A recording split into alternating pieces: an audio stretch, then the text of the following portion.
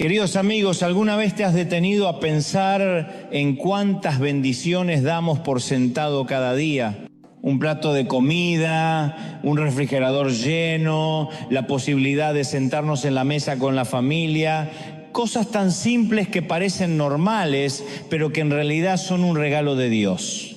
Y sin embargo, muy cerca de nosotros, en lugares como Cuba, eso que para ti es cotidiano, para ellos es un verdadero milagro. Hoy quiero llevarte de la mano a reflexionar sobre algo que podría cambiar la manera en que miras tu vida, tu trabajo e incluso tu fe.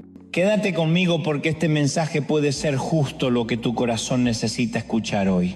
Familia, antes de conectarnos dijimos, no demos nada por sentado, ni el desayuno, ni el almuerzo, ni la cena, que a veces, seamos honestos, parecen 4 comidas al día. Ir a la nevera y verla llena, pedir delivery como si nada, eso no es normal en todas partes. En Cuba, aquí nomás, cerquita de la Florida, muchos de nuestros hermanos consideran un almuerzo un regalo enorme. No hay que irse al otro lado del mundo para ver necesidad. Y te lo digo con una sonrisa y con gratitud cuando el lunes te cuesta como cuesta arriba, cuando fijas tarjeta en la fábrica, te sientas en la oficina o arrancas el turno en la empresa. Si una parte de ese salario va a las ofrendas, quiero que sepas algo muy concreto. Una porción de tu tiempo está poniendo un plato en la mesa de nuestros abuelitos en Cuba. Gracias.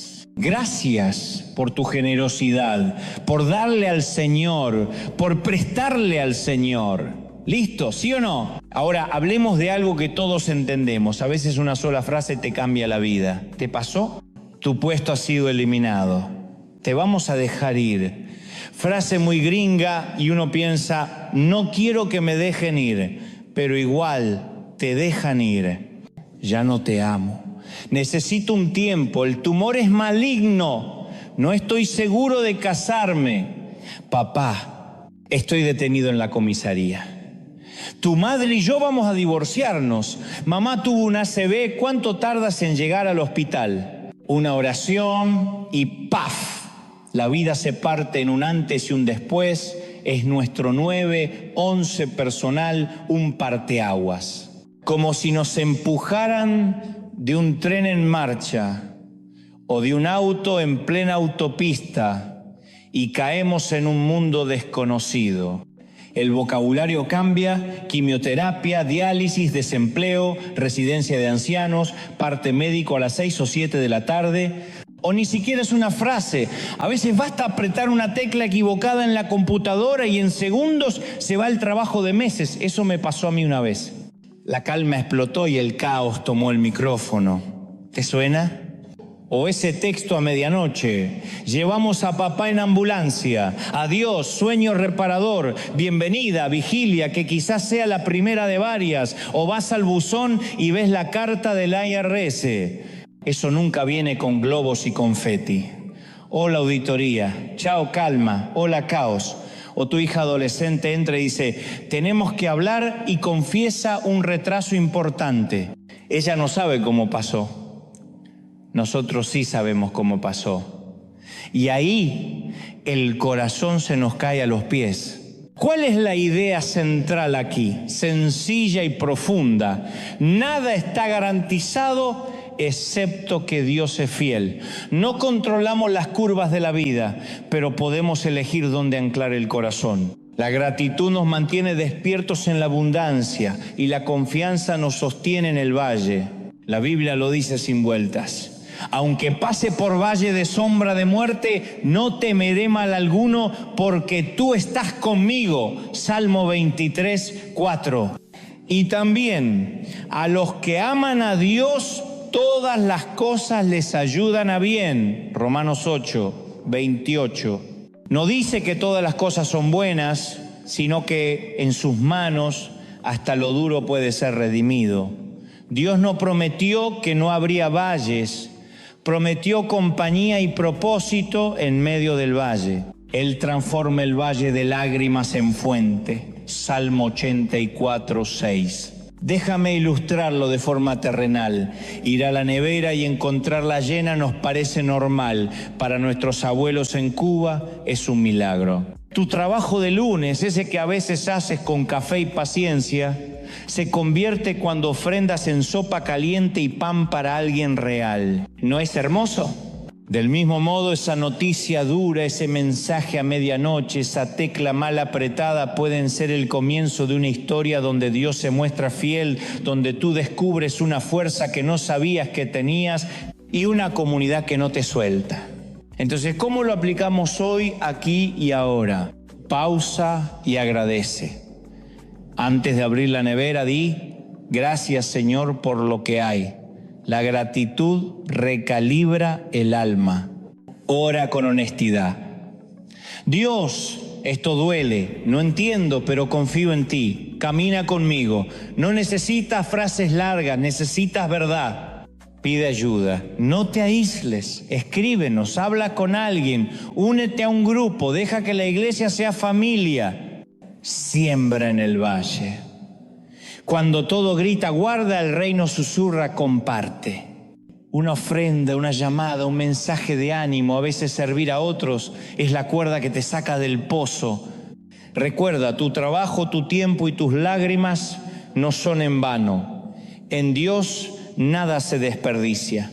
Permíteme una sonrisa en medio de todo. Si llega carta del IRS, respira hondo antes de llamar a tu suegro abogado.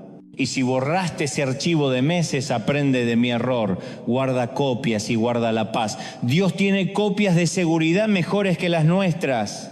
Ahora te pregunto, ¿cuál fue la frase que te movió el piso? ¿En qué valle estás hoy? Si te animas, ponlo en el chat o díselo a alguien. Queremos caminar contigo.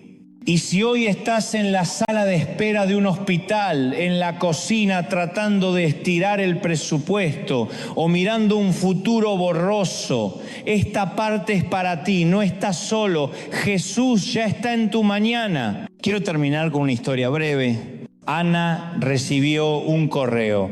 Tu puesto ha sido eliminado. Lloró en el auto, respiró y decidió hacer dos cosas: agradecer por lo que sí tenía y no soltar su generosidad. Mientras buscaba trabajo, vino a ayudar a preparar comidas para nuestros abuelos en Cuba. Un día, empacando bandejas, dijo: mi valle se volvió misión.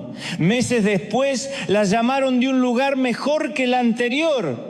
Y aunque el nuevo trabajo fue una bendición, ¿sabes qué me dijo? Lo más grande no fue el empleo, fue descubrir que Dios me sostuvo y usó mi dolor para alimentar a otros. Como decía Corrie ten Boom, nunca temas al mañana, Dios ya está allí. Oramos juntos. Señor, gracias por lo que hoy sí tenemos. Te entregamos las frases que nos rompieron el corazón. Camina con nosotros en este valle y úsalo para bien. Haz de nuestra vida una fuente para otros. Confiamos en ti. Amén. Y recuerda, cada lunes que vuelves a trabajar, cada ofrenda, cada pequeño sí a Dios, está poniendo comida en la mesa de alguien y esperanza en su corazón. Gracias por tu generosidad y por prestarle al Señor. ¿Seguimos juntos? ¿Sí o no? Problema común que nos une. Seamos honestos, la vida puede pasar de la calma al caos en segundos. No necesitas estar en medio de una guerra para sentir que el piso se te mueve. A veces es una llamada del médico, un mensaje inesperado, una frase maldicha y ¡pum!, se nos cae el castillo. Sin pronóstico del tiempo, sin alerta de huracán, sin botón de deshacer. ¿Te ha pasado? Y en esos valles, lo más duro suele ser encontrar amigos con quienes podamos ser realmente honestos, sin miedo a que nos juzguen o a que lo cuenten por ahí. Alguien dijo que la depresión es la grieta entre lo que esperábamos y lo que en realidad estamos viviendo. Esa brecha duele, y cuando duele, todo se sacude. La fe, los planes, el ánimo, hasta el último rincón del corazón pregunta: ¿por qué a mí? ¿Por qué así? ¿Y por qué ahora? Principio clave. Aquí va el principio que quiero dejarte hoy. No negamos el dolor, lo llevamos a Dios. En los golpes bajos de la vida no nos fortalecemos en nuestra fuerza, nos fortalecemos en el Señor. El valle no es castigo, es aula, no es el final, es un tramo del camino donde Dios se hace cercano y fiel. Ejemplos y comparaciones.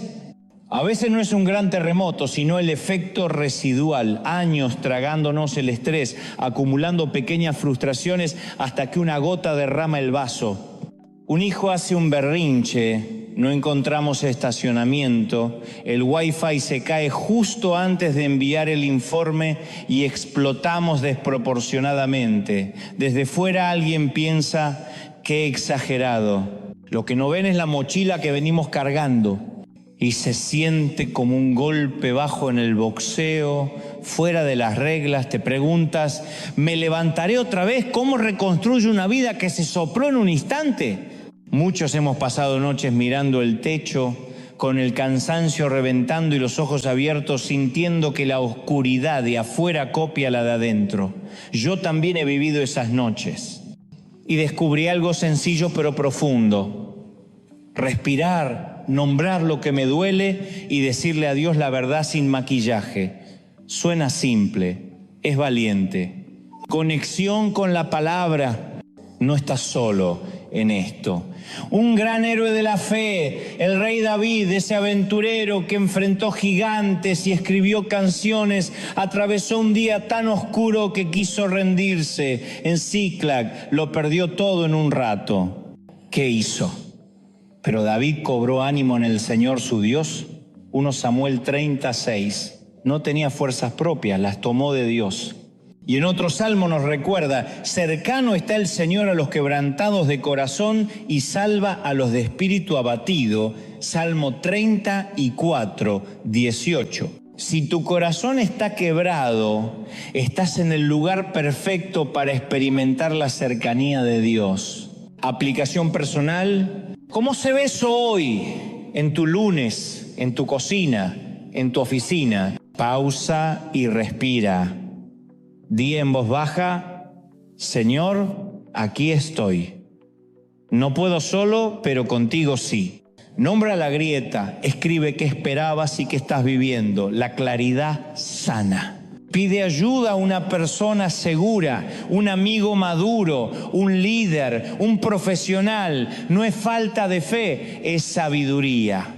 Restaura ritmos, sueño, comida simple, caminar 15 minutos. Tu alma tiene cuerpo. Reemplaza la mentira por verdad.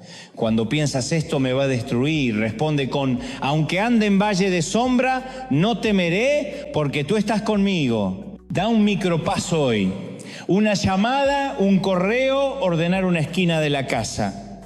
Lo pequeño es semilla, y si hoy te sientes al borde, haz esta oración conmigo. Señor Jesús, aquí traigo mis escombros, mis preguntas y mi cansancio. Fortaléceme en ti. Muéstrame a quién llamar, qué paso dar y qué verdad recordar hoy, amén. ¿Te animas a escribirle ahora mismo a alguien y decirle, necesito hablar? Ese podría ser tu milagro en proceso. Un guiño personal y un toque de humor. Yo suelo decirme, no todo se rompió lo que no podía sostenerme. Y cuando el semáforo se pone en rojo justo cuando tengo prisa, me recuerdo, quizás Dios me está salvando de llegar antes a un lugar donde aún no debo estar. Sonrío un poco, respiro y sigo. Sí, a veces el humor es gracia en miniatura. Cierre inspirador. Quiero terminar con una imagen y una cita. La imagen es el kintsugi, ese arte japonés que repara cerámica rota con oro. No oculta la grieta, la resalta. El resultado es más valioso que antes de romperse. Dios hace algo así con nosotros. Tenemos este tesoro en vasos de barro, 2 Corintios 4, 7. Y la cita es de Spurgeon. He aprendido a besar la ola que me lanza contra la roca de las edades. Hoy puede que la ola te empuje fuerte, pero la roca no se mueve. Si esto te habló, dímelo con un aquí estoy. y oramos juntos. Y recuerda, cuando la vida se desmorona, no tienes que desmoronarte con ella. Puedes fortalecerte en el Señor paso a paso, hasta ver como David, que del valle también se sale. ¿Te ha pasado que por un tiempo todo te sale bien y de repente, como si alguien apagara la luz, todo se desordena? Trabajo, familia, planes, y sientes ese vacío en el estómago como de caída libre. ¿A quién no le ha tocado una racha así? Nos entendemos. Principio clave. Con Dios las cuevas no son el final, son aulas. La unción no es un ascensor, es una asignación. El Señor usa las pausas, los silencios y hasta las pérdidas para formar el corazón. Él no se olvidó de ti, te está preparando. Miremos a David.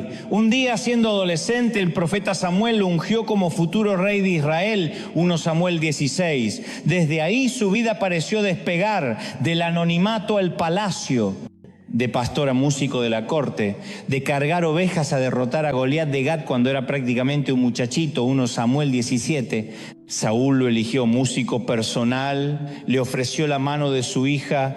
Parecía que todo lo que tocaba David se convertía en oro, como un rey Midas de la vida real. Pero ojo, Samuel no le dijo mañana coronación. David no fue rey hasta los 30. Entre la unción y la corona hubo un largo pasillo de años y en ese camino todo se le vino abajo. Uno por uno, los pilares se le fueron cayendo. Perdió el empleo en la corte, el salario, la seguridad personal y, para colmo, su suegro quería matarlo. Y tú, que pensabas que tu suegra era complicada, lo de David era el suegro peor todavía. Su matrimonio se fracturó. Samuel, su mentor, murió. Jonatán, su mejor amigo, no podía irse con él. Debía permanecer al lado de su padre, el rey. Y aunque no había redes sociales, todo el mundo se enteró de sus problemas. ¿Te suena? De 100 a 0 en un instante, David tuvo que huir del hombre más poderoso de su mundo y terminó en una cueva llamada Adulam, 1 Samuel 22:1. Esa cueva olía a fracaso, pero en realidad era el taller de Dios. Allí, en la oscuridad, David escribió oraciones que hoy nos sostienen. Ten misericordia de mí, oh Dios, en la sombra de tus alas me ampararé. Salmo 57:1. Con mi voz clamo a Jehová, no hay quien me reconozca, no tengo refugio. Salmo 142. Qué honesto, ¿no? No es fe de cartón, es fe con lágrimas. Te lo confieso, yo también he pasado por mis cuevas modernas. Un día me quedé sin trabajo y sin respuestas. Oraba y parecía que había eco. Me sentía entre la promesa de Dios y la realidad que no cambiaba. En ese lugar aprendí algo que David ya sabía. Cuando todo te suelta, Dios te sostiene. Cuando la agenda se vacía, su presencia llena. Cuando se cierra un palacio, se abre una cueva para entrenar el corazón. Comparémoslo con algo cotidiano. Es como cuando el GPS se queda sin señal y dice recalculando. No significa que el destino cambió, solo que el camino ahora va por otra ruta. La cueva no cancela el llamado, lo confirma. La unción no pierde vigencia por el silencio, se afianza en él. Y aquí entra la palabra con fuerza. Sabemos que a los que aman a Dios, todas las cosas les ayudan a bien. Romanos 8:28. No dice algunas cosas, dice todas: el palacio y la cueva, los aplausos y los abandonos. También 1 Pedro 5:10. El Dios de toda gracia, después de que hayáis padecido un poco de tiempo, Él mismo os perfeccione, afirme, fortalezca y establezca. Y si tu poco de tiempo hoy se llama Adulam, y si lo que te parece caída es en realidad catapulta, ¿cómo lo aplicamos hoy?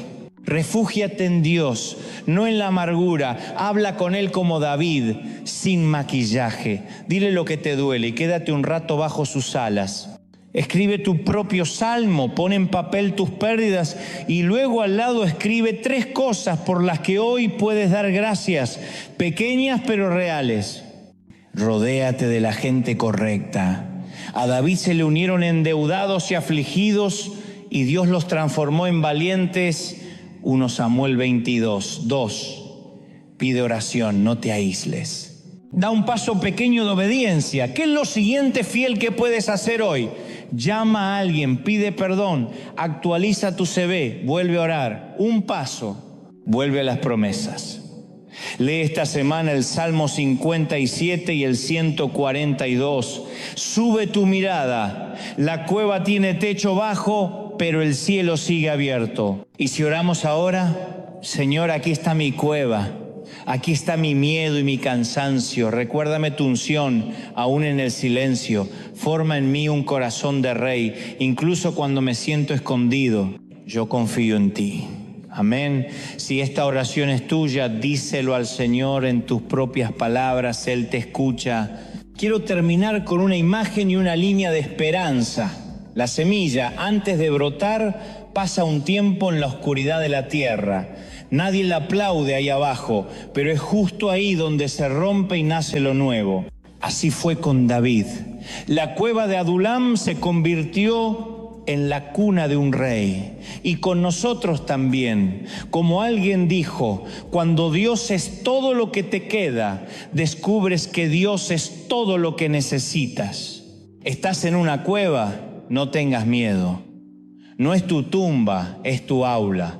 El Dios que te ungió no se ha olvidado, te está formando. ¿Te animas a creerlo y a dar hoy ese pequeño paso? Te leo, te acompaño y oro contigo. ¿Te ha pasado estar en el aire? Ese rato incómodo entre soltar algo y sentir que aún no te agarran. Puede ser un trabajo, una relación, una decisión difícil, la salud, la economía. Todos conocemos ese hueco en el estómago. No hay red, no hay plan B. Y uno piensa, Señor, ¿y ahora qué? Aquí va el principio central, simple y contracultural. En el aire tu mejor trabajo no es agitarte, es confiar. En el trapecio el volador tiene una sola tarea, quedarse quieto con los brazos extendidos. El que hace la parte difícil es el receptor. Si el volador intenta agarrarse o acelerar el encuentro, se enreda y se cae. Su seguridad está en permanecer inmóvil y esperar. Piensa en los trapecistas. El acróbata se mece muy alto, suelta el trapecio y queda suspendido unos microsegundos que parecen eternos. Allí no puede volver atrás ni alcanzar al que lo recibirá. No hay tutorial, no hay modo práctica. Si se agita con ansiedad para salvarse, se pone en peligro. Su tarea, quedarse quieto, confiar en que el receptor que sí ve el cuadro completo, lo tomará a tiempo. ¿No te suena la vida de fe? Yo sinceramente pediría un PDF de cómo caer con estilo. Pero Dios suele decir, confía, yo te sostengo. La Biblia habla en este mismo idioma. Pedro caminó sobre el agua, no con una técnica, sino con una palabra. Ven, Mateo 14, 29. Yo habría querido un curso intensivo de hidrodinámica para principiantes. Pero Jesús le ofreció algo mejor, su voz. Y David, antes de ser rey, vivió temporadas sin red, cuevas, desiertos, huidas. La cueva de Adulam no era un huequito turístico, era amplia, áspera, nada confortable. No la eligió para unas vacaciones en la naturaleza. Fue el lugar donde Dios lo escondió y lo formó cuando no tenía otro lugar a donde ir. Por eso David pudo decir, ¿quién me diera alas como de paloma? Volaría y descansaría. Salmo 55, 6. Y también, en la sombra de tus alas me ampararé hasta que pasen los quebrantos. Salmo 57, 1. En otras palabras, estoy en el aire, pero bajo tus alas hay red. Te lo digo en primera persona. A mí también me tocó soltar cosas que amaba, quedarme a medio salto y sentir que la mano de Dios tardaba. En ese vacío aprendí algo precioso. La fe no siempre acelera el reloj, pero siempre cambia el corazón. No me convirtió en superhéroe, me volvió hijo. Y un hijo incluso en el aire está seguro en los brazos del Padre. ¿Cómo lo bajas a lo práctico hoy? Nombra tu salto. ¿Qué te pidió Dios que sueltes o confíes? Haz un gesto sencillo. Abre las manos. Ora despacio. Señor Jesús, me suelto y confío. Tú eres mi receptor. Respira y recuerda una promesa. Por ejemplo, estad quietos y conoced que yo soy Dios. Salmo 46, 10. Da un paso pequeño de obediencia hoy, una llamada, una renuncia, un sí o un no que sabes que debes dar. Pide compañía. No saltes solo. Comparte con alguien de fe que ore y camine contigo. Tal vez dices, pero no siento su mano todavía. Justo ahí entra la confianza. En el trapecio, el volador no siente la mano hasta el último momento, pero la ha visto fiel tantas veces que se entrega. Tú y yo también hemos visto a Dios sostenernos más de una vez. ¿No hará otra vez lo mismo? Permíteme terminar con una historia real.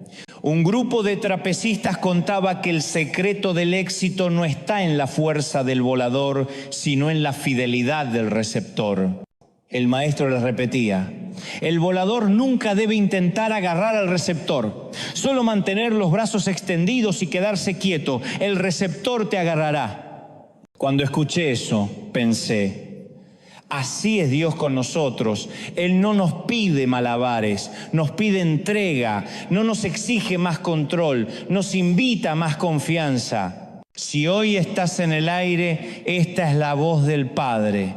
No temas, porque yo estoy contigo. No desmayes, porque yo soy tu Dios que te esfuerzo. Siempre te ayudaré, siempre te sustentaré. Isaías 41:10. ¿Te animas a responderle ahora mismo? Puedes decir, Señor, aquí estoy, suelto lo que me pides soltar, extiendo mis brazos, confío en que tú me atrapas. Y cuando Él te tome, porque lo hará, entenderás que la ausencia de red no era abandono, era escuela. La cueva no fue un castigo, fue un taller. Y el aire, ese vacío tan largo, era el espacio exacto donde Dios te estaba transformando para lo que viene. Amén. Nadie planea pasar una temporada en la cueva. Soledad, tristeza, noches sin dormir. ¿Quién haría una reserva para eso? ¿Paquete completo, cueva sin wifi y con eco? Nadie. Pero tarde o temprano, no espero muchos, amén, todos pasamos por una cueva. Y si estás ahí ahora, no estás solo. Principio sencillo. La cueva no es un castigo, es un taller. Es el lugar donde Dios nos quita muletas. Si nos aferrábamos a algo o a alguien, ahí se termina, no para humillarnos, sino para sanarnos y reordenar nuestra confianza. En la cueva aprendemos quién sostiene de verdad nuestra vida. Ejemplo real, a mí me pasó. Hubo un tiempo en que perdí un trabajo y con él perdí el sueño, la calma y un poco el humor. Ahí descubrí que la cueva se parece a un cuarto oscuro donde se revelan las fotos. No es bonito, pero ahí aparece la imagen. O como un gimnasio del alma. Duele, sí, pero fortalece lo que no se ve. La semilla germina bajo tierra, en silencio. Miremos a David. Fue líder de gobierno y militar, un músico y poeta brillante. Y como muchos que aman a Dios, conoció la tristeza profunda. Durante sus años de fugitivo en la cueva de Adulam, enfrentó una plétora de emociones turbulentas. Sus salmos lo muestran. Un día clama desde el fondo, al siguiente canta con esperanza. Si David tuviera redes sociales, sus historias serían un sube y baja, y sin embargo ahí se forjó su corazón. Palabra viva. David se fue a la cueva de Adulam, 1 Samuel 22. Y desde una cueva oró, con mi voz clamo al Señor, cuando mi espíritu desfallece, tú conoces mi camino. Salmo 142. Cercano está el Señor a los quebrantados de corazón. Salmo 34, 18. Aplicación práctica. Háblale a Dios tal como estás. No edites tu oración. David no lo hizo. Busca comunidad. A David se le unieron en la cueva los afligidos y endeudados. 1 Samuel 22:2. No te aísles. Entrega tus muletas. El control, la aprobación, esa relación, ese título. ¿Cuál necesitas soltar hoy? Da un paso pequeño de fe, una llamada, una disculpa, un hábito nuevo, 5 minutos diarios de oración. ¿Te animas? Si esto te toca, di amén en tu corazón y díselo al Señor: Jesús, en mi cueva confío en ti. Para terminar, una imagen de esperanza. La tumba también era una cueva. Parecía el final, pero allí Dios hizo su obra más grande. Si el Padre venció la noche de la tumba, también puede redimir tu cueva. Me sacó del pozo de la desesperación, puso mis pies sobre roca. Salmo 42. Mantente fiel. En la oscuridad Dios está revelando tu foto. Y cuando salgas, saldrás más fuerte, más libre y más suyo. ¿Lo crees? Amén. A los fríos y oscuros límites de la cueva, de la desesperación, de la soledad, de la depresión, del hartazgo, del cansancio, que no podemos reponernos ni con 7, 8 o 12 horas de sueños, porque es un cansancio a nivel emocional, espiritual. Ni siquiera es físico. Todos nosotros hemos estado allí. La cueva tiene esos recovecos escondidos y a veces nos sentimos perdidos. Aunque geográficamente y vivamos en una ciudad emocional y espiritualmente estamos o nos sentimos en una cueva, es cuando comenzamos a imaginarnos que Dios nos abandonó o que no le importa lo que nos pasa o que su consuelo no llega a esta cripta oscura. O quizás sentimos que no le importamos a Dios, que metimos la pata muy feo, que agotamos el crédito de la gracia, que se cansó de perdonarnos. Pero las Escrituras relatan algo inesperado, algo que David ni el sueño se imaginó. El primer libro de Samuel, el capítulo 22, el versículo 1, narra que yéndose David de una ciudad llamada Gat, huyó a la cueva de Adullam. Y cuando sus hermanos y toda la casa de su padre lo supieron, vinieron allí a él y se juntaron. Además, con él dice la palabra, los afligidos. Todo el que estaba endeudado, o sea, se juntaron todos los que no tenían MXN, uno partido por la mitad, todos los que se hallaban en amargura de espíritu.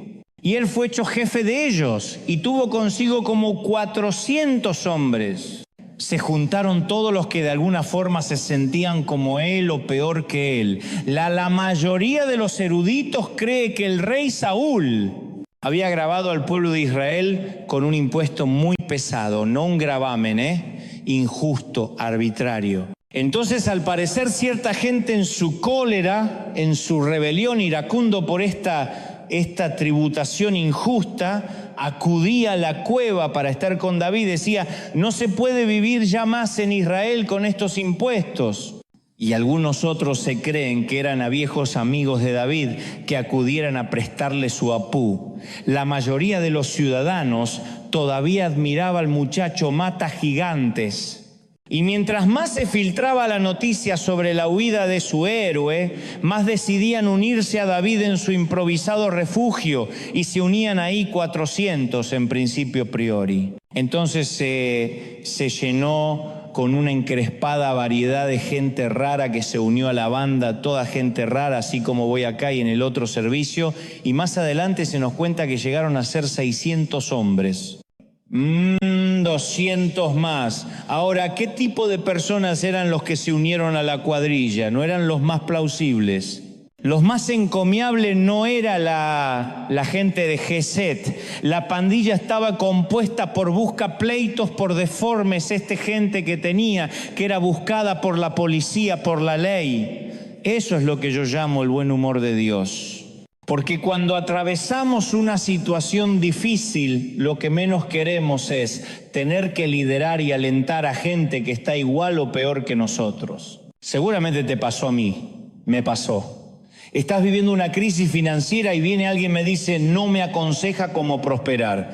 Te haga decir, suicidémonos, los dos estás viviendo una crisis matrimonial. Y te dice, ay, ahora eres por mi matrimonio. Te dice, no, ¿por qué? Como Telma y Luis no nos tiramos por un barranco.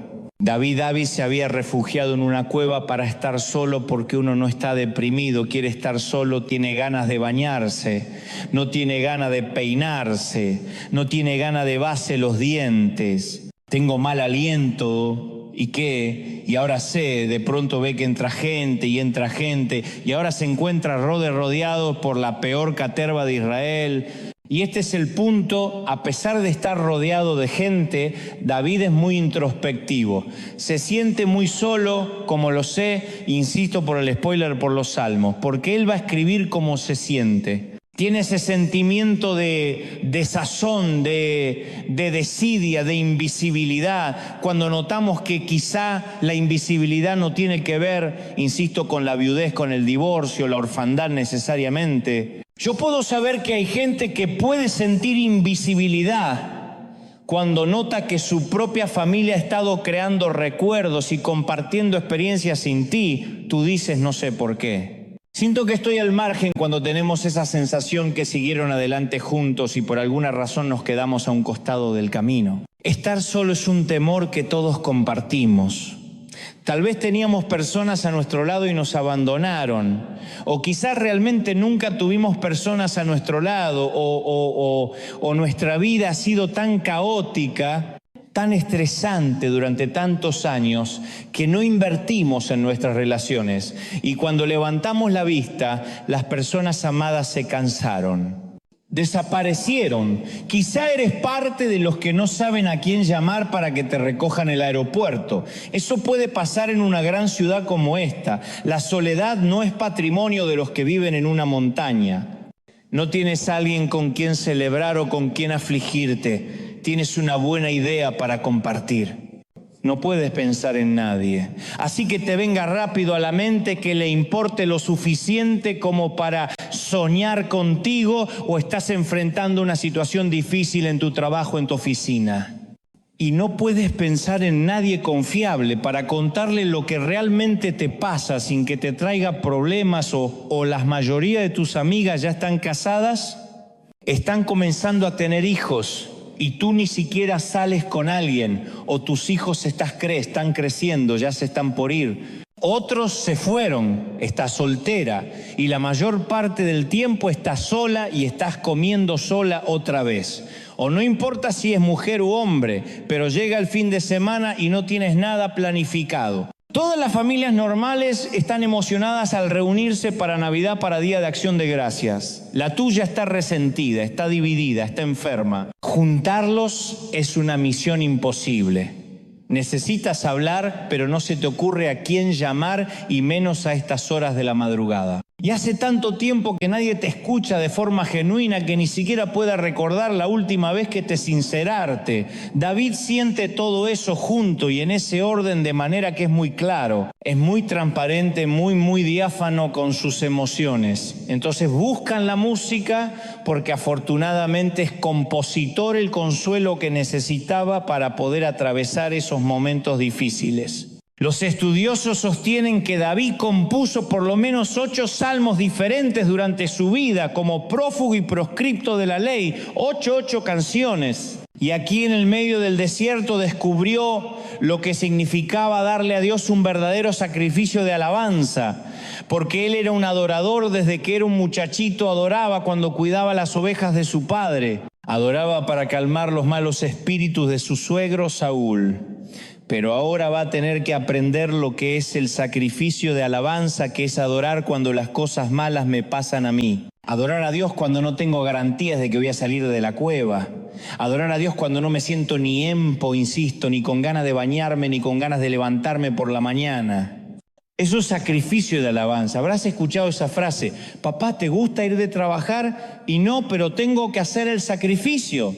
Papá, ¿te gusta viajar en avión o en tren o en bus tantas horas para ir a ver a quien sea? Y no, pero hay que hacer el sacrificio. Bueno, estos sacrificios de alabanza, ¿sientes ganas de alabar? No es el peor momento que voy a sentir ganas de alabar si no quiero salir debajo de la manta. pero voy a hacer el sacrificio de alabanza. Algunos queremos que no podemos expresar lo que nos pasa, porque de acuerdo con el sombrío estereotipo evangélico, siempre hay que estar calmados, positivos, repitiendo clichés, frases hechas, porque si no repetimos las frases, estoy bien, todo lo puedo en Cristo.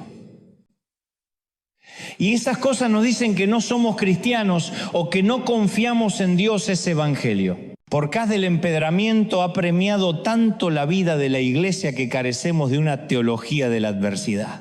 Cuando estamos ante situaciones difíciles no sabemos cómo actuar porque como no nos dan ganas de empedrarnos, creemos que estamos haciendo algo mal. Y si nuestra mente, siempre está inexorablemente conformada para ser positiva, siempre vamos a terminar viviendo un cristianismo imaginario porque la vida no siempre va a ser positiva. Eso es una visión poco realista, sin sentido común.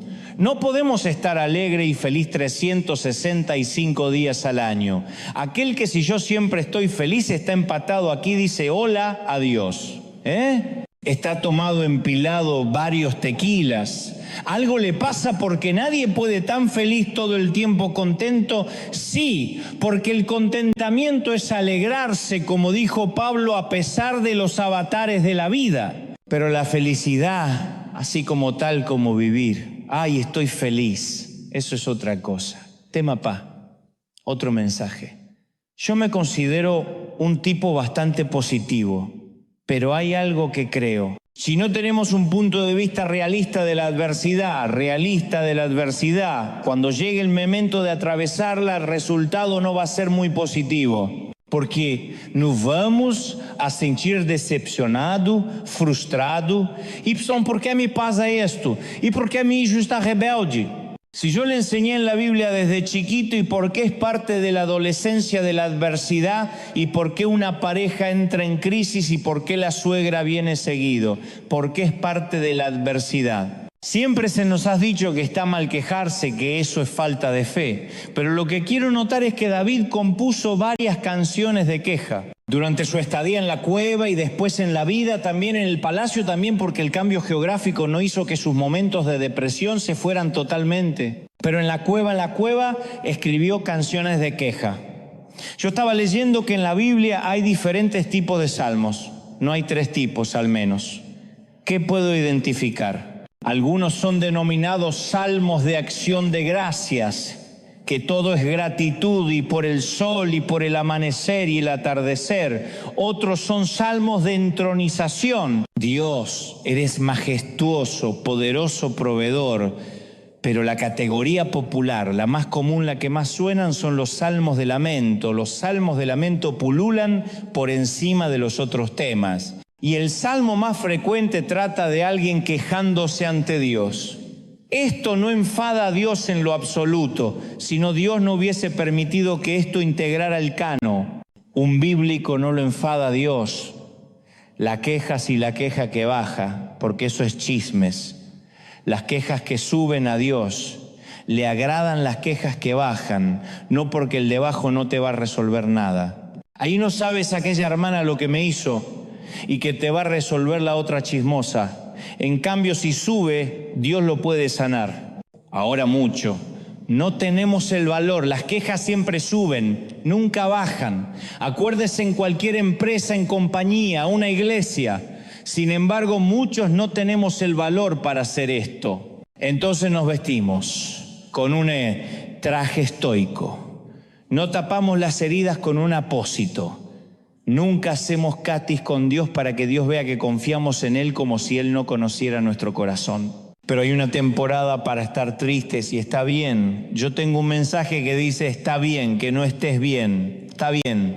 A ver, un amigo nos ve por la mañana en la oficina el lunes y nos pregunte ¿cómo va todo? ¿Qué respondemos? Bien, bien, bien. O si no, algo muy hispano ahí. No me eno, quejar. Si me quejara salir un desagradecido. ¿Cómo que no te puedes quejar? ¿No tuviste una discusión con tu hijo esta mañana? ¿No acabaste de recibir un maltrato de tu jefe? Sin embargo, le decimos una mentira a un compañero de trabajo y no nos molesta porque no le incumbe a él. Está bien. Le decimos, no me por qué quejar, ¿qué le va a mandar contando si le contamos del jefe y conflicto de intereses? Porque compartimos el jefe, si le compartimos del hijo, nos va a juzgar, va a disimular. Este creyente tiene problemas con el hijo. Entonces uno dice, bien, está bien. Porque uno decide quién entra en nuestro círculo íntimo, pero no podemos poner a Dios al mismo nivel que un compañero de oficina, porque Dios estaba con nosotros durante la discusión con nuestro hijo. Él estaba ahí. Y también le entristeció la confrontación con nuestro jefe. Y si cuando vamos a orar famos la sonrisa y decimos, esa ya ahora aquí está ahí, no me puede quejar. Se entristece de nuevo porque Él sabe por lo que atravesamos y espera tener el gusto de llevar la carga con nosotros. Quiere que le contemos, quiere que le digamos si está mal. Señores, estoy de mal humor. La autenticidad atrapa la presencia de Dios, no el fingir. Aquí estoy tu siervo. Yo resistiendo no aguanto más. Dios no va a decir, pero qué poca fe a Él encanta un hijo que viene a compartir las cargas.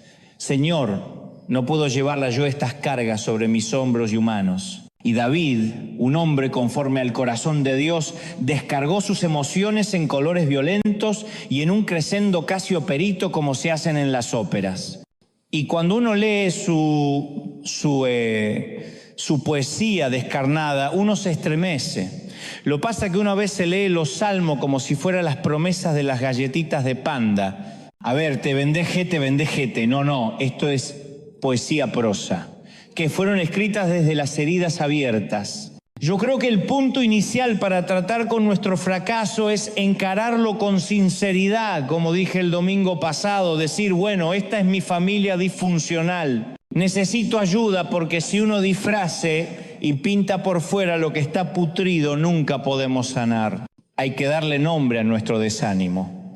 Y David le puso no nombre, le puso hasta música al desánimo y compuso algunos salmos para que podamos cantarlo todos aquellos a quienes nos tocó. Pero ese nos tocará alguna vez ser huéspedes de la cueva. La gama artística de David fue impresionante. Fue muy ecléctica la incursión en muchos géneros, pero mi disco favorito es escuchar a David cantando blues.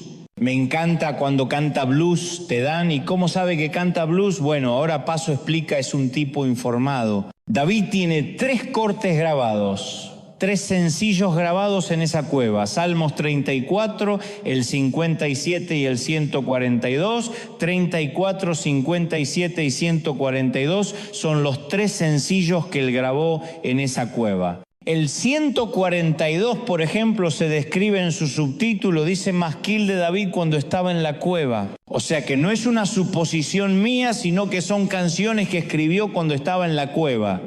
Yo llamaría todo este álbum juntando los 3 salmos, los 3 cortes, el B-Blues de la soledad. Me encanta el B-Blues de la soledad, porque la soledad define de alguna manera todos los sentimientos, esa PL toa que tiene David en su corazón de angustia, de frustración, de temor. Diríamos, ¿en qué palabra podría englobar la soledad? ¿Por qué digo que cantó un blues? Porque el blues es un género musical que se originó mucho después de David a finales del siglo XIX. Pero eso fue de manera oficial en el sur de los Estados Unidos, los esclavos y trabajadores agrícolas afroamericanos. Crearon canciones para sobrellevar las duras tareas laborales y utilizaban ritmos y melodías que terminarían después en lo que es el blues. El blues se caracteriza por su estructura tiene 12 compases. Es una progresión de acordes que se va repitiendo y proporciona el marco ideal para poder improvisar. Eso es lo que tiene el blues, que uno puede improvisar. No son letras complejas como las de Arjona. Uno puede improvisar o la Jesús Alán Romero para los religiosos. Sin embargo, yo soy de los que sostienen que el inventor del blues fue David, porque nosotros no sabemos qué tipo de música le ponía él a estas letras. Pero a mí me parece, noto algunos riesgos de improvisación. No hay otra manera de cantar en una cueva. Uno improvisa, es como el cántico nuevo, ¿no? Y creo, sin lugar a dudas, me voy a asesorar de esto cuando llega al cielo, que algunos de sus armas tienen ese tono único del blues porque los compuso en una de las temporadas más difíciles de su vida. No puedo pensar en rock, no puedo pensar ni siquiera en una balada, no puedo pensar en una melodía pegajosa, ni siquiera en las melodías cortavenas que escuchamos en la radio, Pienso en el blues porque, insisto, proporciona los rieles para poder improvisar. Y eso es lo que lo hace tan reales, tan crudos. Las partituras de la cueva son similares a las epístolas de Pablo escritas desde la prisión. ¿Qué hace que tengan esa fuerza 2000 y tantos años después? ¿Qué hace que tengan esa fuerza? Y es que fueron escritas en la celda, en la mazmorra, no en un escritorio cómodo con aire acondicionado, no con 3, 4 secretarias corrigiendo o editando. Es él escribiendo sabiendo que su cabeza va a rodar por la arena quizá por la mañana. Entonces el contexto así que cientas letras sean mucho más potentes. Vamos a notar siempre que cada vez que cantamos cuán grande es Él, hay una unción que recorre toda la atmósfera. Cuando cantamos este sublime gracia pasa exactamente lo mismo. Tienen años. No han podido ser superadas jamás por ningún salmista ni ninguna banda moderna de rock. Porque el contexto en el que fueron escritos fue un contexto de dolor, de esclavitud, de represión. Y cuando el proceso la sangre se mezcla con inspiración del Espíritu Santo se produce, eso es alquimia maravillosa que años después cantamos y no sabemos por qué la letra tiene algo que nos recorre literalmente el cuerpo, alma y el espíritu. Así que yo me imagino a David, la voz de David resonando a través de las frías paredes de los corredores de piedra de Adullam. Y al principio es una melodía que se dispersa en la oscuridad. Está solo. Y toda esa cueva es una caja de resonancia. Así que no necesita David gritar para que su voz se escuche a miles de kilómetros. Así que imaginemos el escenario, imaginemos el memento. La voz es clara, David sabe cantar. Puede que esté un poco ronco, pero él sabe entonar llena de sentimiento como corresponde a un cantante que conoció años de tristeza, de depresión y comienza diciendo: lo que tú sabes, Señor, es demasiado profundo. Y hay cosas que yo no puedo entender. Eso dice David. Señora, hay cosas que no puedo entender. Comienza no. Empodiciendo palabras de fe. Señor, yo creo que voy a salir del acuerdo. Y dice yo, hay cosas que no entiendo, lo cual, insisto, está bien decirle al Señor, yo esto no lo entiendo. Él no está pidiendo que lo entendamos. Y en otras palabras empiezan a donar algo como que no tenía leiva ahí. David, hay cosas que yo no comprendo. Dice David, lugares a do yo no iré. Y en su desesperación añade estas increíbles palabras. ¿Hasta cuándo, Señor, me olvidarás? ¿Hasta cuándo? Señor Usdemi, David era un hombre que se pasó 500 días atravesando una foresta, la persecución de Saduro, casi 9 años. Por eso decía, ¿hasta cuándo se huirá de mí? ¿Ya? Y David escribió este salmo cuando estaba profundamente agotado, emocionalmente deprimido. No podía seguir adelante un día más, una hora más, ni siquiera un minuto más. Si hay alguien que se siente identificado, una canción suele tener un estribillo, lo que llamamos coloquialmente un coro. Pero el suspiro de este salmo tiene un puente que se repite constantemente hasta cuando Señor y retumba en toda la cueva. David confiesa que su espíritu se siente angustiado. Ahora que digo que terminología es tan viva, no, David no sabe hacia dónde ir, no sabe qué camino tomar. La vida se le ha convertido en un gran torbellino que se le viene encima y lucha por permanecer firme contra la corriente. El único que sabe cantar su vida está atrapada en un nudo de problemas que hebra. Va a desenredar primero pete esas tormentas perfectas donde uno dice, si fuera un solo problema yo lo resuelvo, pero son muchos. Pero esa no es la única emoción que siente. David se siente abandonado. Para mí, que este es uno de los versículos de los salmos más tristes de la Biblia, David canta en el Salmo 142. Mira mi diestra, ya no hay quien cuide mi vida. Oh Señor, no hay palabras más desoladoras que esa. No hay quien cuide mi vida aún con una turba de partidarios que lo buscan para estar con él. Está más convencido que nunca que a nadie le importa su persona. Él sabe que toda esa gente hoy, mañana 600, les importa lo que él puede darles a ellos. Una revolución, un golpe de estado contra Saúl, la derrota de gigantes, las batallas que libra lo siguen por su don. Él sabe que lo siguen por su don. No hay peor cosa que saber que hay una multitud que te sigue por el don. Y no por quién eres. Está bien, son las reglas de juego. Es el síndrome de la mayoría de pastores y líderes que me están mirando. Dice, la gente me ama. Hay gente que dice amarnos, pero solo aman aquello que podemos darles. Y el día que creen que ya no les vamos a dar nada o no tenemos nada que les interese, nos dicen, ya no vengo más. Algunos ni siquiera esos se vamos desaparecen, entonces hay una cueva llena de voces que solo exigen algo. Puede llegar a ser muy solitaria, si no, no habría reyes, presidentes, cantantes rockstar que se sienten solos. ¿Acaso nos llenan estadios, nos llenan plazas? Pero cuando todo un gentío demanda un don y no ama necesariamente la persona, la soledad se siente, y la soledad no es ausencia de rostros. La soledad es ausencia de intimidad. Por eso las ciudades populosas como estas suelen ser a veces caldo de cultivo para la desesperación, la soledad, la enajenación. Nadie sabía la profundidad de las emociones de la vida. Nadie le importaba lo que sufría. Dice, por ahí ríe y el mundo reirá contigo. Llora y llorará. Solo. Los problemas estimulan la soledad alimenta la depresión. Y esto es un tópico muy delicado para el cristianismo actual. ¿Alguna vez lo traté? Nos puede pasar a todos. No importa lo que digan otros predicadores, no importa los cambios que hagamos. A veces la nube oscura nunca cambia y con el tiempo termina definiendo nuestro cielo. La depresión es un camino a través de la oscuridad sin señales en vistas panorámicas, sin un destino claro, por lo menos así es como se siente. Un consejero describió la depresión y la soledad como una agonía permanente, noche tras noche, día tras día, casi a nivel arterial. De hecho, es a nivel arterial. El corazón no bombea de la misma forma.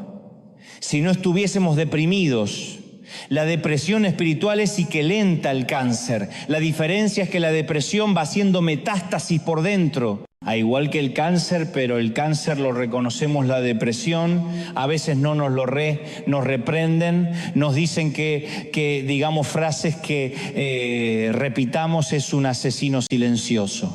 Es un parásito, un patógeno de la mente, y hay que estar alerta porque puede llegar a nuestra vida. Y hay que hacer muy cuando llega a la vida de quienes amamos, no juzgarlo. Si eso es un vago, lo que no quieres es trabajar, porque no necesariamente puede ser eso. No decirle no quieres salir de la cama, que cómo no te puedes reponer. ¿Dónde estás? Tu confianza en Dios es una condición humana. El estar triste que no respeta la estatura espiritual de nadie. Yo he escuchado a cientos de predicadores proclamar que si uno está en depresiones porque no es un verdadero cristiano, no le creas a esos timadores. David era un hombre que amaba mucho a Dios y que Dios amaba mucho también. Sin embargo, luchó con la depresión toda su vida, especialmente porque él estaba en el pináculo de la gloria. Después tenía, el bajón que a veces le pasa a los artistas, a los jugadores de fútbol. Aquellos que están en una gran fiesta después tienen que irse solos a una habitación. Nuestro error como cristianos es privatizar nuestro dolor, ocultarlo, meterlo en un búnker blind para que no se den cuenta. Pero yo soy de los que sostiene que cuando damos a conocer nuestro dolor, Somos auténticos ante Dios, ante la gente. Podemos pedir ayuda a encontrarla. Así que la vida hace lo que la mayoría de nosotros haría al estar deprimido. Se sienta con su blog amarillo. Procede a hacer un balance de su vida, los pros, los contra, el de y el haber, y compone el B-Blues de la soledad. Así que sigue cantando y no mejora la letra. Mis enemigos son mucho más fuertes. Y yo solo sé que voy a morir. La depresión no es el mejor estado de ánimo para formular conclusiones objetivas claras. Cuando estamos tristes es imposible razonar. Sobriamente mis sugerencias: que nunca tomes decisiones estando triste. Lamentarás esas decisiones que tomaste en tiempos de guerra cuando lleguen los tiempos de paz. David se compara con un hombre encarcelado en una cueva, pero encarcelado no puede salir. Se siente encerrado en la mazmorra de la desesperación. Había lanzado la piedra a un gigante y ahora otro tipo de gigante había penetrado su cabeza.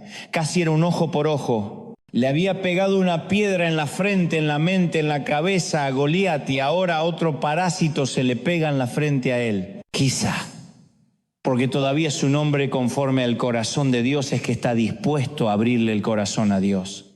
Por eso yo siempre me he preguntado, ¿qué hizo Dios que lo llamara su nombre conforme tu corazón? Y es que lo veo, que Él no tiene temor de escribir estas canciones y que queden aquí registradas por años. No las oculta, no lo escribe en un diario íntimo y lo pone bajo llaves. Lo vierte todo delante del Padre, no finge. Cuando David siente que le gustaría ver a sus enemigos morir de manera violenta, se lo dice. Adiós. Me gustaría verlos revent, amén. Dijo, aún así está bueno. Está bien, porque una vez se finge. Ay, Señor, yo amo a mi enemigo. No, todavía no lo amo. Yo creo que le vas a mal. ¿Qué? Que Dios no va a calcinar por eso. Si acaso, por más que lo digamos de la boca para afuera, si en el corazón no lo amamos, Dios lo sabe. Te prefiero decirlo, porque ahí es cuando este pueblo adora con los labios, pero su corazón está lejos de mí. Es que no es coincidental el corazón con los labios. Si David se siente mal consigo mismo, se lo dice a Dios. Si tú y yo escribiéramos un libro de salmos o un B-Blues o escribiéramos una canción, ¿con qué exactitud? Presentaríamos un mapa descarnado de nuestra alma. La oración tiene que ser ese memento de comunicación directa con Dios sin restricciones, sin ningún tipo de censura. Por eso la Biblia recomienda cerrar la puerta, porque lo que vas a hablar va a morir ahí entre tú y Dios. Da urbanizó, articuló sus problemas ante Dios y los despliego así, como si fuesen un gran rollo que contenían las angustias de aquel B-Blues de la soledad. Y cuando llega el momento de escribir el estribillo, el B-Blues de David se transforma en un canto de triunfo de a poco. Yo digo, ¿cómo llegó ese punto? Porque empezó diciendo, me voy a morir. Esta letra que yo te estoy cantando son literalmente los salmos que escribió él en un memento. Comienza a ver a Dios. Dice en un memento, respóndeme. Oh Jehová, alumbra mis ojos, para que no me duerma de muerte, para que mi enemigo no se jota. En decir, está vencido, alumbra mis ojos. A mí me fascinó la frase, oh mi Señor, albra mis ojos. ¿Por qué yo no me dio la voz de un moreno? Yo al principio lo interpreté como, Señor, muéstrame lo que estás haciendo. No trae luz a mis ojos, occidentalmente pensamos muéstrame lo que estás haciendo. No es lo que quiere decir leyendo el contexto. Está diciendo, Señor, pon de nuevo la luz de mis ojos.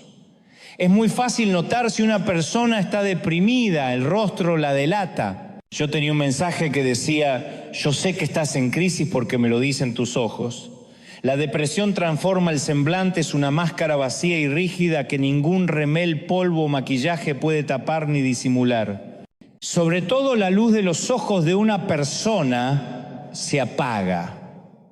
Y David canta algo muy emotivo. Está pidiendo volver a brillar.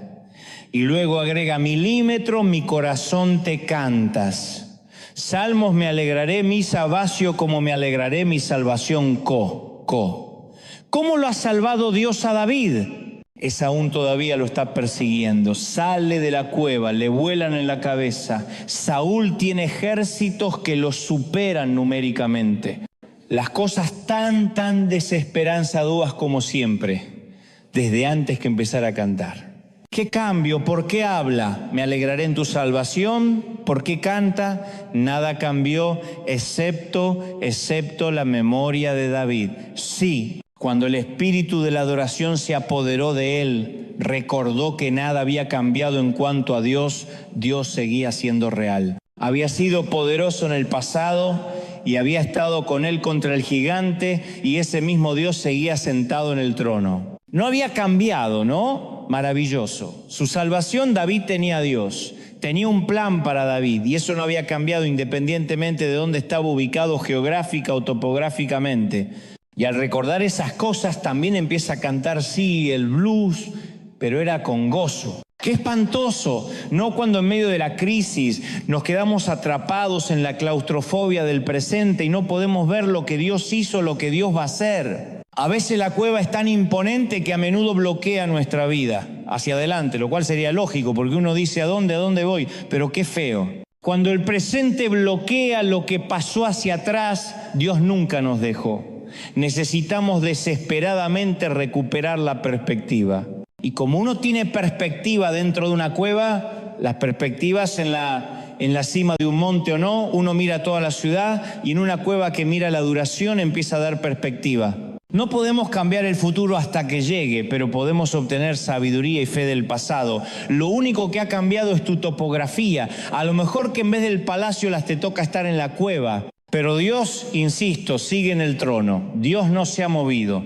Y de pronto experimenta David una asombrosa toma de conciencia que casi es una epifanía cuando estaba derramando su corazón diciendo, estoy triste. Dios ya empezó a ocuparse de él y su depresión. Nunca estaremos en un lugar que no sea exactamente donde Dios esperaba que estuviésemos. David nunca pudo encontrar una cueva tan lejana, tan inhóspita, que estuviese fuera de la jurisdicción del Señor. Podía ocultarse. De hecho, lo dice en una de sus canciones. Puedo subir hasta lo más alto, hasta lo más bajo del océano, y allí tú estás. Él no pudo encontrar una cueva en la que Dios no pudiera entrar. Así que empieza a decir, saca mi alma de esta cárcel para que alabe tu nombre. Odio Dios. Ahora es como que David tiene la libertad de alabar a Dios. Y la primera vez que dice, sácame para que te pueda alabar, David había viajado desde la prisión a la alabanza. A nosotros nos preocupa nuestra circunstancia. Dios le preocupa nuestro carácter. Y Dios permite los tiempos difíciles de cueva para beneficio de nuestro carácter, y hasta que haya terminado la gran obra invisible para nuestros ojos terrenales, vamos a estar un tiempo ahí. Dios nunca tarda demasiado, nunca llega tarde, nunca pierde el control. No importa cuánto llevemos de estadía en la cueva, Dios nunca se va a dar por vencido con nosotros, nunca va a dejar de ocuparse. Nunca va a abandonar la obra que ha comenzado en nosotros, de la cual nuestra cueva sin duda e inequívocamente forma parte, una parte fundamental del trato de Dios. A mí me encantan las agudas palabras de Isaías que dice, se olvidará la mujer que dio a luz por dejar de compadecerse del hijo de su vientre. Aunque ella se olvide, yo no creo que una mujer se olvida que alguna vez tuvo un bebé, así lo haya regalado, entregado, dado en orfandad. No sé, dado en adopción, o lo haya dado huérfano, o lo haya tirado. Nunca se olvida a menos que tenga un problema mental. Y Dios también habla de eso. Aunque ella se olvide, yo no me olvidaré de ti. Y aquí que en las palmas de la mano te tengo esculpido. Te tengo esculpido en las palmas de la mano. O sea que no hay una mañana que Dios no se mire las manos y no lea. En mi caso, Dante. Lo tengo en la cueva hace un tiempo. La mi imagen es una foto mental instantánea. Nuestro nombre está tatuado en las palmas de las manos de Dios, si ya no se pueden desprender. Y es así como David logra atravesar esta crisis de su vida, dándole a Dios sacrificio de alabanza. Leemos a veces los salmos aquí en Anahen de un punto de vista occidental estado, pero la pandilla de David cantaba con las partituras originales.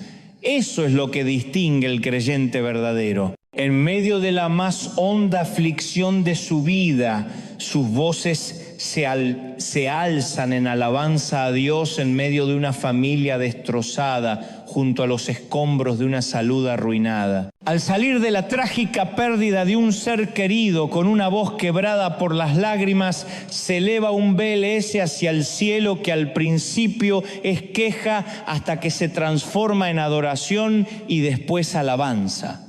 Esto ha ocurrido siempre en las crueldades obscenas de un campo de prisioneros. En una nación hegemónica y totalitaria donde cazan y matan a los cristianos, en una vida sin salud en que la muerte es la única certidumbre que tienen algunos creyentes de alguna manera contra viento y marea, se escucha un cante y con la oscuridad nunca hubo una aflicción tan fuerte que pudo hacer callar el cántico de la iglesia, porque la adoración, alabanza, no solo beneficia a Dios, sino también al que la ofrece. Por eso los africanos, los afroamericanos aprendieron eso, cantar, adorar, aunque estén en un bote de remos encarcelados, en cadenas, azotados, nunca pudieron detener al Gasper. Nunca pudieron detener el blues cuando estamos bajo los ataques de los ejércitos del sufrimiento. No tenemos que pensar, no tengo armas que esgrimir. Aunque el principio de la balada se parezca a una simple queja, insisto, tenemos que elevar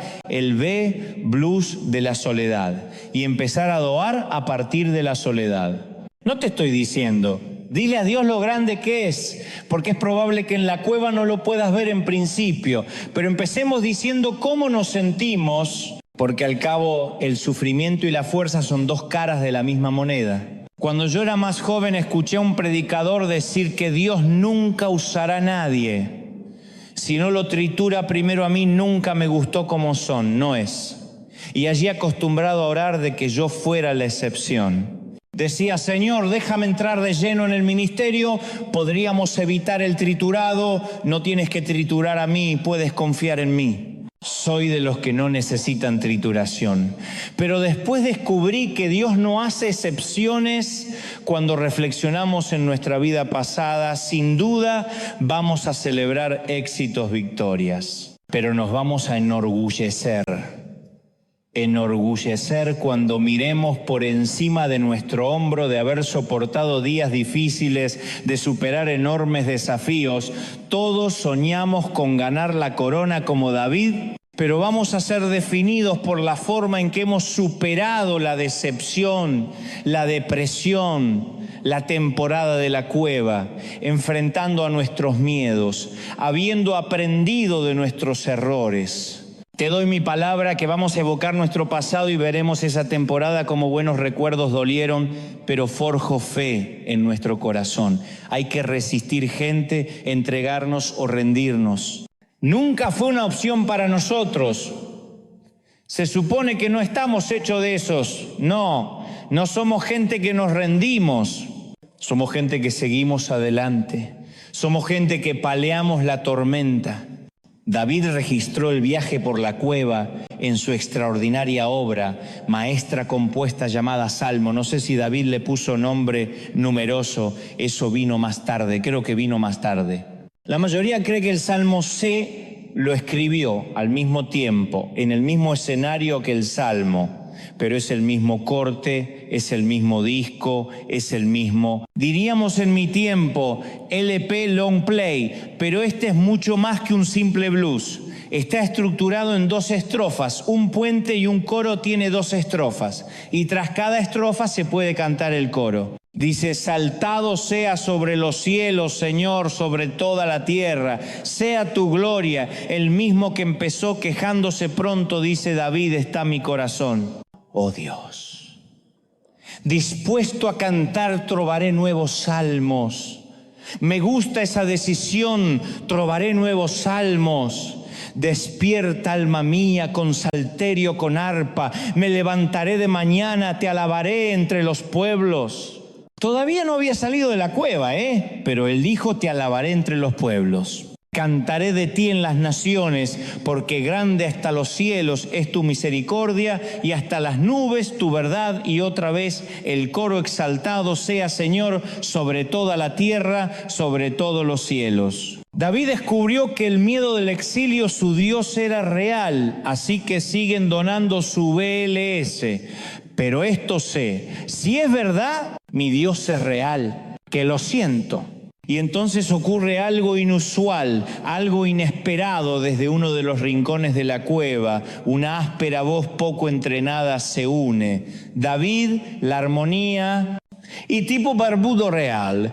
Dice, me he lavado con su sangre carmesí. David sonríe, agradece el gesto al amigo barbudo y el dúo improvisado continúa cantando. Entonces se van agregando alguien más, como ahora que se pararon algunos y otros no. Pero un cuarto empieza a marcar el ritmo con los pies y las manos. Y uno por uno se va uniendo hasta que se transforma en un enorme coro. Y hay repudiados, harapientos que elevan una poderosa alabanza, y es el blues de la soledad acompañando al rey exiliado. Su dulce amor es para mí. Mi Dios es real porque lo siento en sé. Nunca ha habido un concierto como aquel. Puede que nunca hay otro. A menos que esto ocurra en un coliseo romano, en un campo de prisioneros nazi, en una granja de esclavos afroamericanos o en un lugar donde se piense que la música y la esperanza han sido expulsadas para siempre. Yo le llamo la melodía de los milagrosos también la balada de los que cantan y que van por la cueva. Las lágrimas y la melodía se mezclan en una pureza que se revela solo cuando los cristianos cantan contra todas las expectativas y circunstancias terrenales. La sala de concierto es una cámara de resonancia geológica cuya acústica él había diseñado hace mucho tiempo para que el trascendental Dios había creado esa cueva para ese blues, y la gente continuó cantando y sus voces penetraron la piedra maciza, el techo natural, para proyectarse hacia los mismos portales del cielo, y los ángeles, wow, se detuvieron a escuchar. Yo me atrevo que el mismo Dios marcaba el ritmo con el pie, porque nadie se resista a hacer esto. Y como la Biblia dice que la tierra es estrado de sus pies, como Dios es así, no dudo que haya habido un pequeño temblor. Reflejado en la escala Richter, música maestro Yahai, sí, vamos todo viva. Cosas que yo no compren, es el bro de la soledad, pero que trae la base, son que al rey, alguien tiene que celebrar en casa aquí. El rey está en la casa, Dios real, ¿sí o no? Levanta tus manos al cielo. Padre, en esta mañana, tarde, noche, conforme usos horarios que he transmitido, lo que creo, me has dicho que diga a todos los que están tristes y han de comenzar a cantar hoy las primeras notas del blues de la soledad. Señor, toma en cuenta la queja, porque tú y yo sabemos que se transformará pronto en adoración, y luego, cuando todos recuperemos la perspectiva, será alabanza, y de alguna forma, no sé cómo, de alguna forma brotará el gozo y será maravilloso. Adora a Dios, tira las cargas a los pies de la cruz, canta tu blues toda la semana y recuerda que Dios es real. El cáncer sigue así, sigue allí, pero Dios es real. La relación se quebró, pero Dios es real. Tus hijos no te hablan, pero Dios es real. La economía no mejora, pero Dios es real. Lo siento, dijo David, lo siento. Y todos cantaron y adoraron. Yo creo que ese bien pudo haber sido el último día de la cueva. Luego David saldría, se armaría con su ejército por la gracia, llegaría a Sin y sería el mayor adorador que jamás el mundo haya conocido. Dicen que los que hicieron sacrificios de alabanza en la cueva son los que luego adornan en los pináculos, en los altares, en los tabernáculos, desde las ventanas de los palacios, no por nada. David dijo que se adore las 24 horas, 365 días al año, el poder de la adoración y alabanza cuando las cosas van mal. Padre, dales de vuelta el brillo de los ojos a los que lo han perdido. Vuélvete el gozo de la salvación. Y hazles saber de que todo está con bajo control. Gracias por el respeto, por el silencio que mis hermanos me brindan por este memento. Y antes de despedirnos, nos calibramos, nos alineamos con tu corazón.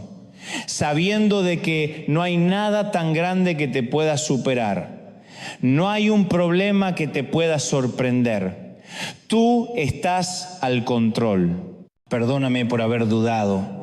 Perdóname por haber pedido tocar las huellas de los clavos de tus muñecas.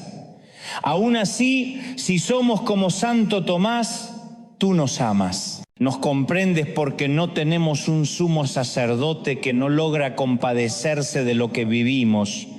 Porque fuiste tentado y probado en todo. Gracias, Señor, que tengamos un domingo extraordinario, un mejor día de semana y que nunca nos olvidemos que tú estás vivo y que todo sigue estando igual en el cielo. Y si todo está bien ahí, todo estará bien también aquí. Gracias, Señor.